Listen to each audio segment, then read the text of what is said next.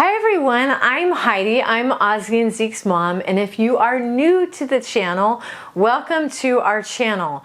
I am here to talk to you about how to deal with an emergency situation with your pets, whether it be fires or gas leak or something like that.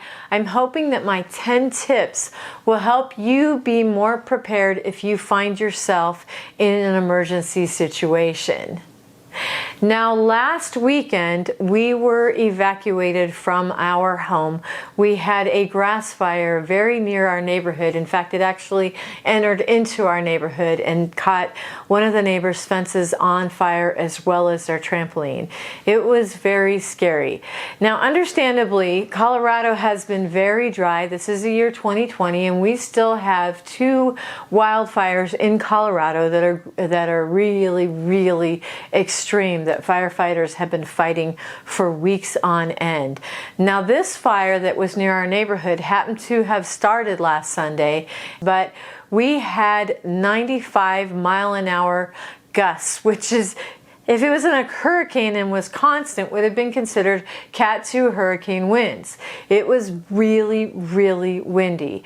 And when something sparked, it literally just, as they say, spread like wildfire, and that's exactly what it did. It was very scary. Now, we had been used to seeing smoke from these other wildfires and smelling smoke in the air. So the initial thought was, oh, it's a little smoky today, the wind must be blowing our direction. Well, what ended up happening was I, at one point, said, something's going on. Something doesn't seem right. That fire seems really close. And I was with a friend of ours, Marcel, and Franny. And Marcel went out and looked out front, and he goes, my gosh, that's right in our neighborhood. And so I immediately said, oh my gosh, this is a 911 phone call. So I picked up the phone, called 911.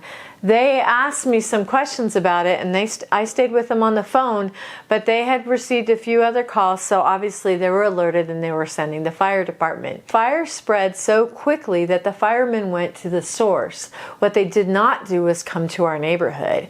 So it meant that all the neighbors started trying to take the fire on themselves and started to put it out. Franny and Marcel both left, and Franny went over to see if she could be of some assistance to keep the fire at bay.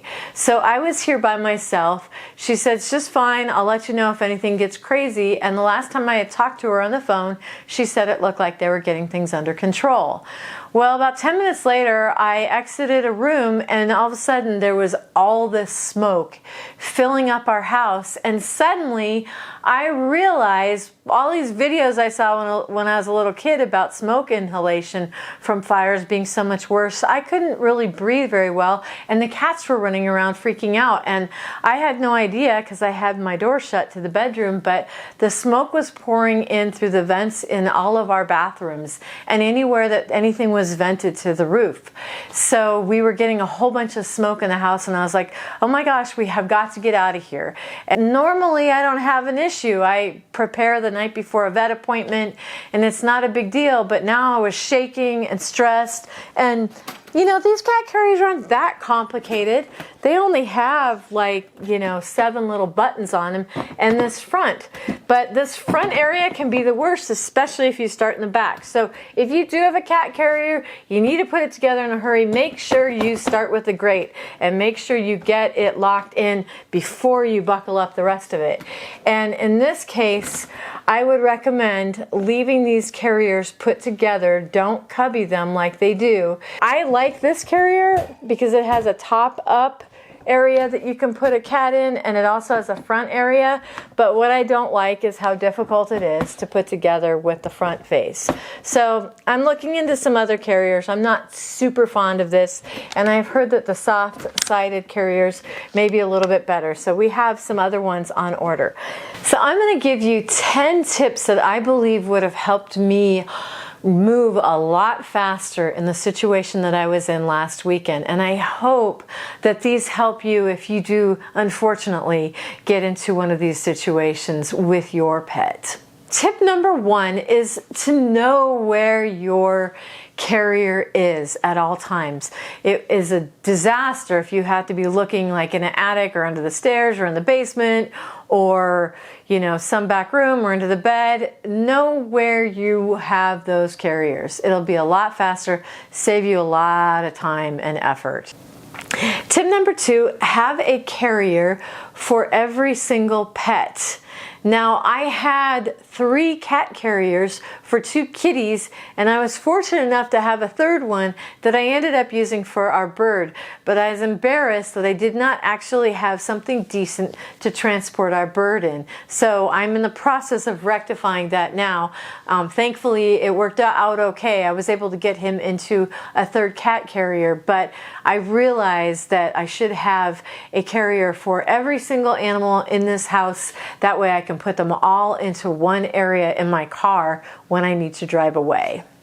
Tip number 3, have easy to put together carriers if you are storing them collapsed. If they are not easy to put together, then I recommend that you store them put together. This was a huge problem for me last weekend. It took much of my time. I wasn't able to get any other belongings. All I was able to get was my pets, which is the most important. But if I had been more on the ball, I would have been thinking more logically. I would have been able to do other things besides literally barely get out of the house with my pets. So, like I said, get something that's easy to put together. Tip number 4, label your pet carriers. This is something that I'm actually a little embarrassed to say, that I even had a label from my vet from when I brought Zeke in, and it said Zeke right on it, and I realized I still hadn't labeled the other ones. And so as soon as the fire incident was over, I worked on getting labels on all of our carriers, but I made sure that I had the pet's name on the carrier, my last name, so their name with your last name, and then a cell phone number and an address. I think that's really important.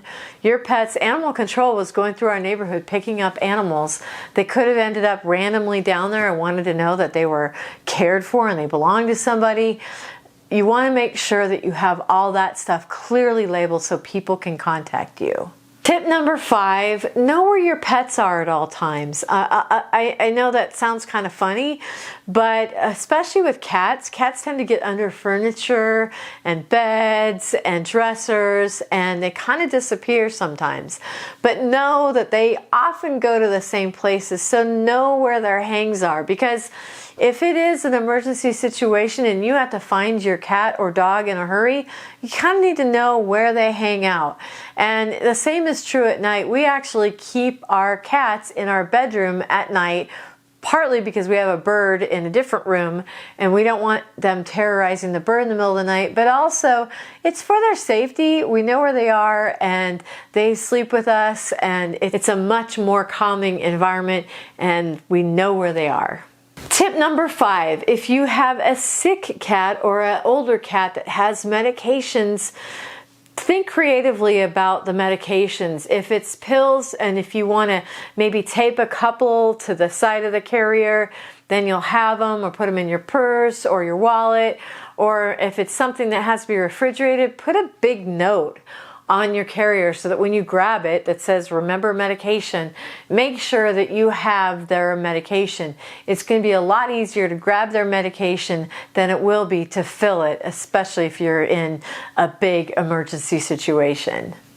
Tip number 7, make sure that your pets will all fit in one vehicle, unless there's 2 of you and you know that you're going to be driving 2 vehicles.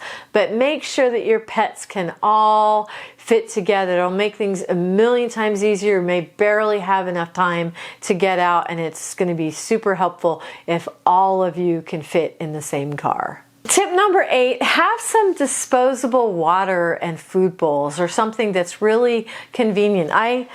just have some little yogurt cups here, and they're all cubbyable. They're just going to sit in the carriers. They have lids, so I can put water in them, and if I have to move around, don't have to worry about the water splashing. But something that's easy to dispose of and easy to have, just have them in the carriers ready to go so that you don't have to think about food bowls and all that when you're in that emergency situation. You can just grab your bag of food, grab some water, and your bowls are all set. Tip number 9, I know this one is a hard one, it was for me, is try to stay calm. Take some deep breaths, breathe through your nose, exhale through your mouth, do whatever yoga things you need to do. Try to stay calm. That was probably one of my biggest things, was I was like, I can't think right now, I can't think right now. I was by myself, Franny was off fighting the fire. It made it that much worse that I was by myself, and it made things very difficult. So just try to stay calm, even if you have to sit still for a minute, and just try to relax, shut your eyes even if you have to, and just try to be calm, because it will be better for your pets if they see you acting calm and normal and not being all crazy. And last of all, tip number 10 is please don't get angry with your pet. Remember, they are more scared than you are in most of these situations. Their whole world's going to be turned upside down. They have no idea what's going on.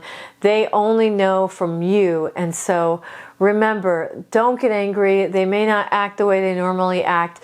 Please don't get angry with your pet, and remember that they're just super, super scared. Well, I hope you enjoyed our video. I hope that you never get into an emergency situation and have to use these tips. But if you do, I hope that some of these tips will help you and your family in the future. And if you enjoyed this kind of content, please feel free to subscribe to our channel. We also have fun cat videos and do-it-yourself informational videos. And until next time, be safe and have fun with your pets. Yeah, I think somebody's happy to be home and be out of an emergency situation. I'm definitely thinking that. Oh, look at that cute little belly. Look at that cute little belly. This has got a cute little belly.